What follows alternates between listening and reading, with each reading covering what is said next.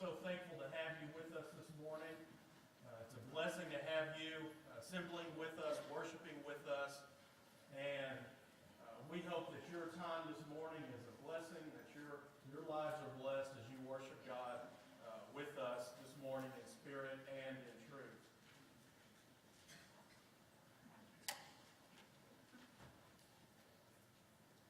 Did I sit on it again?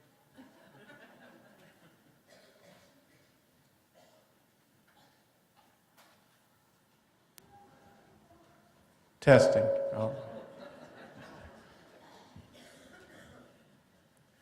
That's Steve's way of saying hurry. Keep it off.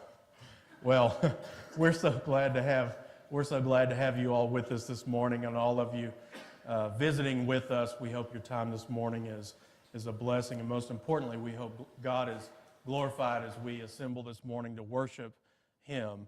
And we invite you back, all of you that are visiting with us at your next opportunity. We hope that you feel welcome. We hope that we're friendly like we're supposed to be to you.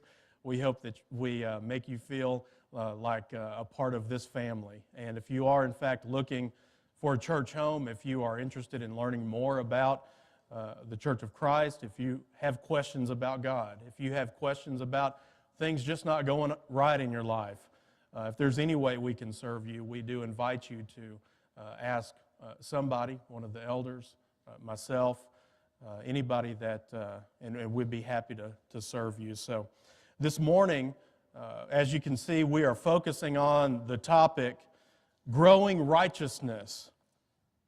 Growing righteousness. And on our way there, we're going to look at, I want us to spend some time looking at the gift of the Lord's church. And then we'll see what that has to do with growing righteousness. What is it to grow righteousness? What does that mean? What does that look like? How do we do that?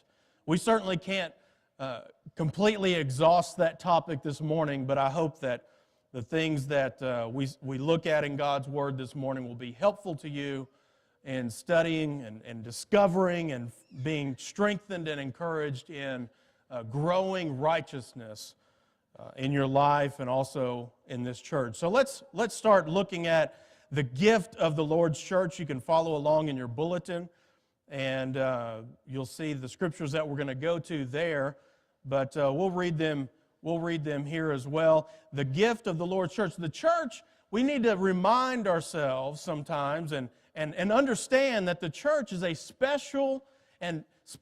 very special blessing and gift from God. The church is something that we really need to understand its true value. 1 Peter 2, 9 through 10, Peter writes, "But you are a chosen race, a royal priesthood, a holy nation, a people for His own possession, that you may proclaim the excellencies of Him who called you out of darkness into His marvelous light. Once you were not a people, but now you are God's people.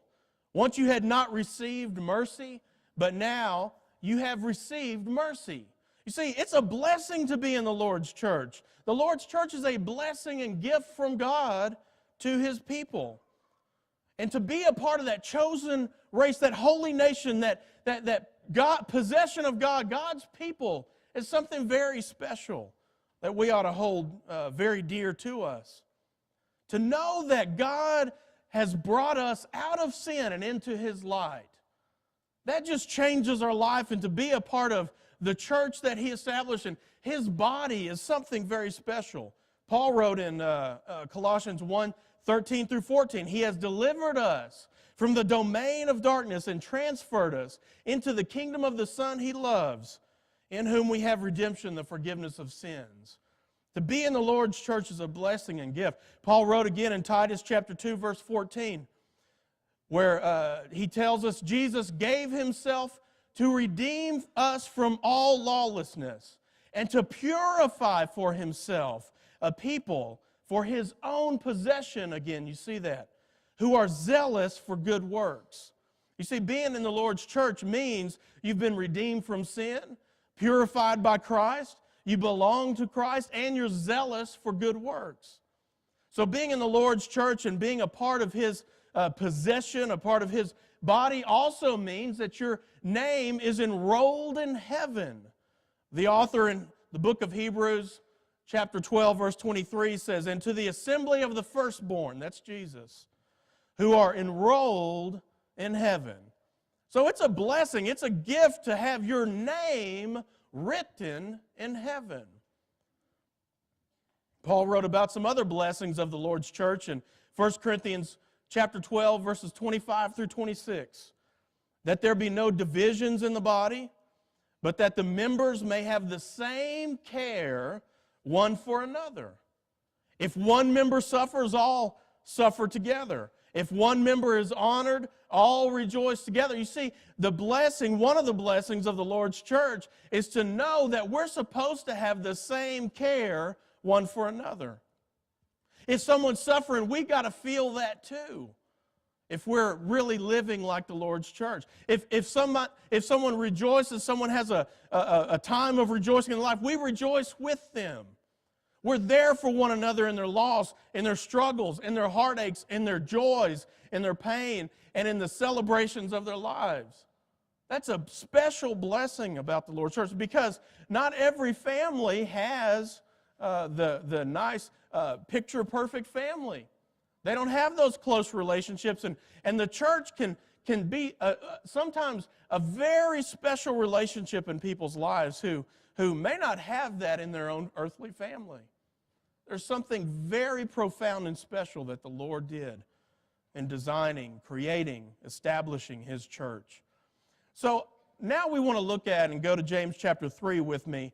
There are some things that hinder the Lord's church. And I want us to look at what James says. James points out two things that I want us to think about when it comes to what hinders the Lord's church.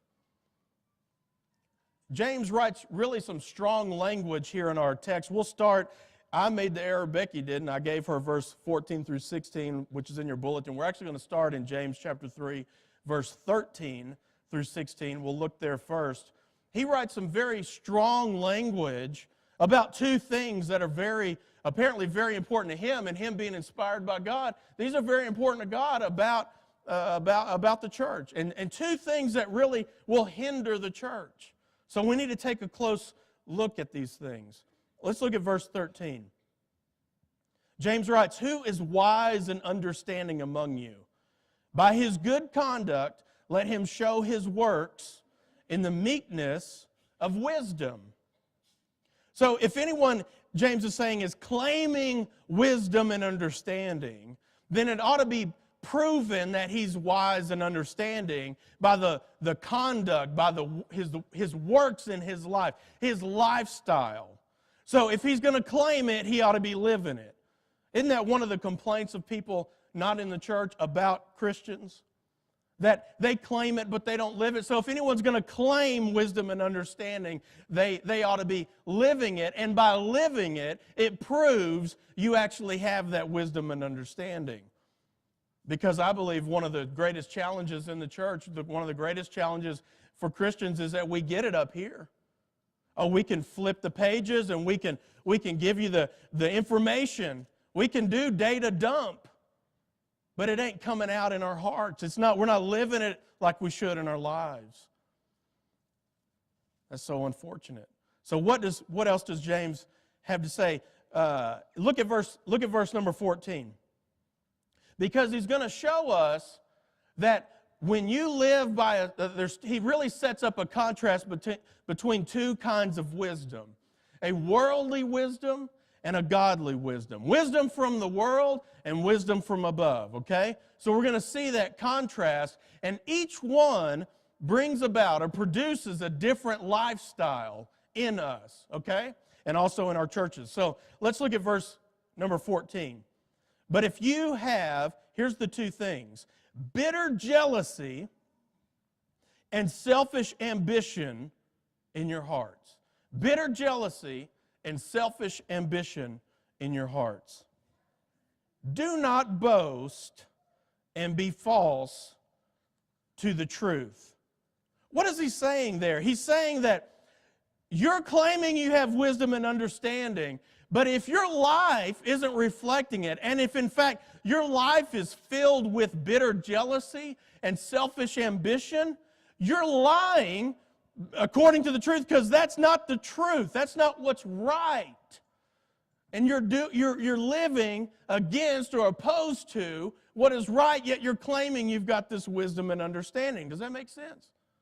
And so James zeroes in on these two things. Now watch this in verse number 15. This is not the wisdom that comes down from above.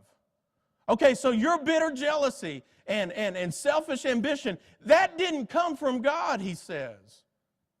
That came from somewhere else. Let's look at where he says that came from. He says it's kind of progressive, but it's earthly, it's unspiritual, and demonic. James isn't playing around. James isn't joking about these two things. He's not being lied about. He's not saying, hey, don't run in the church. He's saying, look, I've got to talk to you about two things that are deathly serious. These are vital to the Christian life. And that is bitter jealousy and selfish ambition. And he says, earthly, that wisdom, that person who is guided by the wisdom that thinks those things are okay, and it's okay to be guided by those things, that person has a wisdom that is earthly. In other words, it's of the world. It's man's wisdom. Okay? It's not from above. And then he says unspiritual, or another way of looking at that is it's natural. It's of the flesh. Does that make sense? It's unspiritual. That's not spiritual wisdom to have bitter jealousy and selfish ambition. And then not only is it wisdom of man, not only is it fleshly, not only is it carnal, it is demonic. It is the kind of stuff the demons do. That's the kind of junk that comes from them. So James says, take these two things seriously. And there's a message to elders, there's a message to ministers, a message to deacons, teachers, anyone in any leadership capacity in the church, and every single individual to say, pay attention to these two things in the church and in your own lives. Jealousy and selfish ambition. Look what he says in verse 16. For where jealousy and selfish ambition exist, there will be disorder and every vile practice. James says jealousy and selfish ambition will rip your lives and relationships and church to shreds. It will tear it up. It will mess it up every time. He says, pay attention to these things.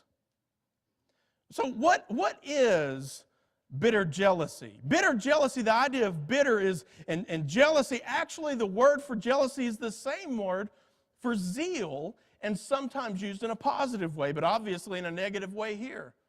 So what's this? So that if you think of zeal, that just full-blown, full steam ahead passion, but it's in a negative way. It's with bad intentions. It's this jealousy. It's bitter jealousy is piercing, sharp, harsh emotions, hot enough to boil over. That's not a pretty picture, is it? So what does this look like? It can look like I didn't get my way. Someone else got more attention than I did, and I don't like it. My idea wasn't selected. Someone else's baby got more kisses than mine. And boy, I'm real upset about that. Someone disagreed with me. And now I'm mad, I'm angry, and jealous, and you better watch out. You see how quickly it starts with our emotions, how quickly it starts in our relationships. And before you know it, bitter, harsh, sharp, mean jealousy has broken out in relationships. How many relationships have fallen apart because of stuff like that? How many churches have serious division and problems because of stuff like that? Now, what is selfish ambition? Selfish ambition is self-interest, self-seeking, rivalry, that competition. It's acting for one's own gain. In fact, the root of that word illustrates a mercenary. Someone who is hired to do a job, and they don't care what the job is. They do it for the money. It's for their own gain. That mercenary, that it's my agenda. We throw that around. They've got an agenda. It's someone who's out for what they want. That's that selfish ambition. And James says it'll tear up your relationships in the church. So this is when I want my own opportunity for my own glory. I want my name in the bulletin. I want them to say my name from the pulpit. I want the elders to say my name, and if they don't, I've got a problem. I position myself to get what I want because I want it. I want people to know I did something. I want to make sure I'm on that committee because I have the answer. I have big plans. If they would just listen to me. That's selfish ambition. I'll go and talk to so-and-so because they'll talk to so-and-so so I can get what I want. That's selfish ambition. And the person driven by selfish ambition, you can be sure, will live with bitter jealousy if they don't get their way. So we need to ask ourselves, is that in me? Is that in my family? Is it in this church? And if so, what am I going to do about it? So, see, if we don't get rid of it, the Bible says it's going to tear us up. Those are powerful words there in verse 16. Wherever these things are, there will be disorder and every vile practice. Now let's go on to verse 17. What grows a church? Let's turn the corner because these are just beautiful words. You've heard these tough, strong, serious words from James, and then he says, but the wisdom from above. So he makes us be able to relax and say, okay, it doesn't have to be that way. There's an answer. There's an alternative. But the wisdom from above, James writes, is first pure. Now, we just saw something about purity when you look up back up to verse number 14. But if you have bitter jealousy and selfish ambition, where? In your heart. Okay, that's in your heart. So James then says in verse 17, wisdom from above is first pure, okay? Matthew chapter 5 and verse 8, Jesus said, blessed are the who? Pure in heart, for they shall see God. The pure in heart. So you have to have that purity in heart. Selfish ambition, bitter jealousy, that's not purity in heart, okay? So wisdom from above, from God, is first of all pure, then peaceable, gentle, open to reason. There's other ideas out there. There's other ways to do a thing. There's other preferences, full of mercy and good fruits, impartial and sincere.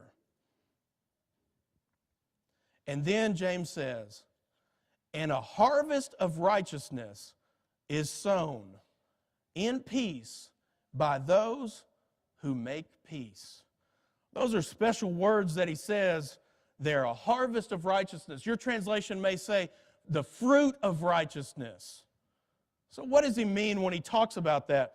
James shows us that this is the fruit that we produce in our lives when we are about making peace in our church and making peace in our lives and in our relationships. Righteousness, then, is holy living. So we need to understand what righteousness is. A harvest of righteousness, okay? If we want to grow righteousness, then that means we want holy living among us. We want holy living in our own lives. We want our lives, we want our church to resemble, to reflect the character and person of God, who He is. We want to be like Him. That's what that is. That harvest of righteousness, it's going to bring forth that out of us. It's going to produce it out of our own lives. It'll produce it in our church. And when that is producing, what's not producing? What harvest do we not have? One of selfish ambition and bitter jealousy, right? See, making peace is opposite of bitter jealousy and selfish ambition. So to be a peacemaker in the church, to be about what makes peace, is opposite the wisdom that comes from the world. That wisdom from above is in opposition. One destroys relationships in the church. One destroys the church. One builds the church. One grows righteousness. Now, if we're going to live lives that are approved by God, which that's also another aspect of righteousness, to be approved by God. If we're going to live lives that are approved by God, we've got to understand that's what our mission is about. It's about helping others have lives that are approved by God to, in other words, live righteous Christian lives, right? And we have to do it first. We're supposed to be about growing righteousness. So go over to Romans chapter 9 and verse 3. Romans chapter 9 and verse 3. Paul took this so seriously about growing righteousness, about being able to teach others the gospel, being who we're supposed to be first so that we can share the gospel with others. He took it so seriously that in Romans chapter 9 and verse 3, he says he was willing to give up his salvation for others. He said, "For I could wish that I myself were accursed and cut off from Christ for the sake of my brothers, my kinsmen, according to the flesh." He said, I'd do anything if they could just be saved. 1 Corinthians 9:12, we endure anything, Paul wrote, that rather than put an obstacle in the way of the gospel of Christ. So the NIV says, put up with anything rather than hinder the gospel. So we've got to be able to put up with anything. In other words, I may not get my way. I may have to work on myself because I find myself getting jealous. Or we may need to address jealousy or selfish ambition because that hinders people coming to Christ. And that doesn't allow me to live a holy life if I've got that in my heart, because my heart isn't pure if I'm living like that, right? We've got to be willing to do whatever it takes to see lost souls come to God. Now go over to Philippians chapter 2, verses 1 through 4. Philippians chapter 2, verses 1 through 4. Paul writes, "So if there is any encouragement in Christ, any comfort from love, any participation in the Spirit, any affection and sympathy, complete my joy." So if you got any of this, he's talking to Christians, if any of this characterizes you, complete my joy by what? Being of the same mind, having the same love, being in full accord and of one mind. Do nothing from rivalry, that's the same word as selfish ambition. Do nothing out of selfish ambition, do nothing from rivalry or conceit, but in what? Humility, or that meekness. In humility, count others more significant than yourselves. That doesn't sound like selfish ambition to me. That doesn't sound like bitter jealousy. He said, let each of you look not only to his own interests, that's the selfish ambition. You can have ambition, right? There's nothing wrong with ambition. We ought to encourage ambition. We want to see that in our children. We want our elders to be ambitious. We want our ministers and deacons and teachers. We want anyone doing anything here to be ambitious. We want every member here to be ambitious about living the right life, meeting people, bringing people to Christ. And it's okay to be ambitious in your workplace, in your business. It's okay to do those things. But selfish ambition is a whole other thing, isn't it? He says, let each of you look not only to his own interests, but also to the interests of others. Remember, open to reason. But also to the interest of others. There's other people in the room. There's other people who are at the table. There's other ideas. There's other people involved. We can't be about our own way. So don't be looking for what you're going to get, but rather how others are going to be blessed. That's what we ought to be thinking about. And be about the Great Commission instead of selfish ambition, right? That's what we've got to be about. Growing souls, growing righteousness. Now look over at Ephesians chapter 4. Ephesians chapter 4. And we'll read verses 1 through 3.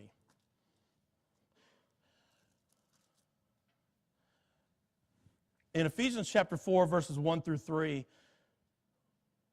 Paul says, I therefore, a prisoner for the Lord, urge you. Now, I want you to listen for righteous living. I want you to listen for that righteousness that we just looked at in James. That opposite of selfish ambition, opposite of bitter jealousy. Listen to the ring of that in these verses. I therefore, a prisoner for the Lord, urge you to walk in a manner worthy of the calling you have been to which you have been called. That's righteous living. That's that righteousness Paul's talking about. With all humility, again, humility and gentleness, with patience, bearing with one another in love. That sounds like a lot of love and a lot of putting others before me in the church and in my life. Eager to maintain the unity of the Spirit in the bond of what? Peace. So how do we grow righteousness? We grow righteousness in cultivating peace among us. Rooting out, getting rid of bitter jealousy, getting rid of selfish ambition, checking ourselves for that, looking for it and helping one another work through that in their lives. And make sure we have a church of peace so that we can do the work that God would have us do, because that will draw people to Christ. That sets the stage. That creates the environment for us to share the gospel. So you want to grow a church, you grow righteousness. That's the secret sauce of church growth, is be who God called you to be. Grow righteousness in your lives. People who belong to God and who live righteously, they pursue and produce righteousness through peace. They sow it. So we need to do that in our own lives and in our own congregation.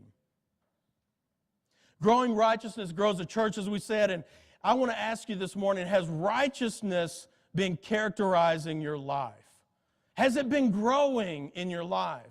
Have you been helping it grow in the church here at Oldham Lane? Is it growing in your home? And that would mean that there's also peace. And have you been helping nurture and foster peace? Are you helping produce holy living that resembles the character of God in your own life and in your children and your friends and in the church? Are you helping us have peace so righteousness can grow? Or have bitter jealousy and selfish ambition crept into your heart? Is your heart pure? If there's any need that we can serve you with this morning, if you need the prayers of the church, if you need to say, I need to get right, my heart hadn't been pure. We're going into a new year very soon. And in 2015, we need to baptize more people. We've got it down where people will come here for a solid, strong biblical church. But we've got to be teaching the gospel to people who don't know Christ and baptizing people. We've got to do that by having peace in our lives and in our church, growing righteousness and being tuned in to that. So as 2015 is about to roll around, have you been about growing righteousness in your life? And what can you do in the new year? What can you do in the holiday time to help grow righteousness in your life, your family, in the circles that you're in, and also in this church?